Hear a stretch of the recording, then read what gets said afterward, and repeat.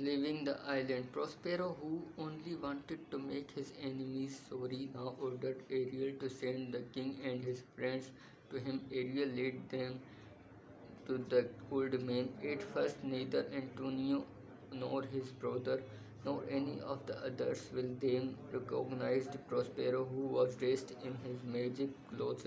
They had no idea that the man they saw was the old ruler of Milan. Prospero reminded them of the cruel way they had treated him and his daughter in the past. Then he took off his magic clothes and they saw he was their old ruler. Alonso and Antonio both told Prospero and that they were sorry. They promised to give him back his position as ruler of Milan and prayed to him to forgive him.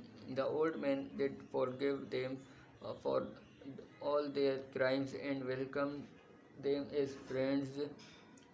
The old man then turned to Alonso and said, because you have given me back my kingdom, I will show you something that will give you as much joy. He stood back and there a little way behind him. Alonso saw his son sitting with Miranda. The father and son were both delighted to see each other alive and well. When he saw Miranda, Alonso, like Ferdinand, thought she must be a goddess.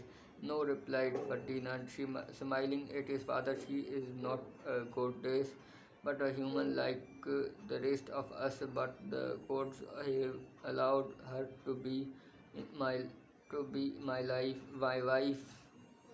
She is the daughter of the ruler of Milan. After our marriage, he will be my father also.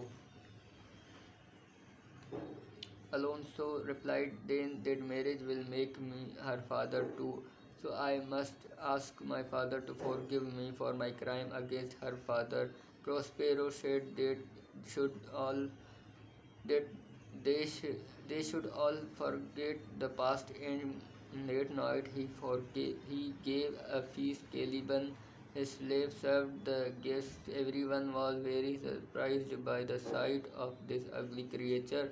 The king and friends wondered how they would be able to get back to Italy. Only Prospero and Miranda knew that the traveler ship had not been destroyed and that the sailors had not been drowned. Ariel had done his work well. All the sailors were safe and the ship was and the ship was whole. As they were talking at the feast, Gonzalo saw some sailors coming towards them. The men were delighted to see that all their royal passengers were alive, and Prospero's new friends were relieved to hear that the ship was still safe and strong.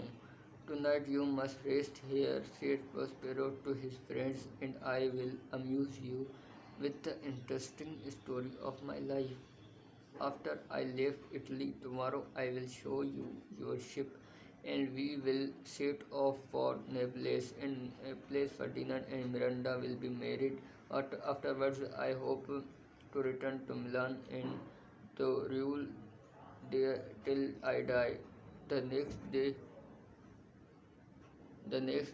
they all left the island. Prospero said goodbye to his faithful spirits and especially to Ariel.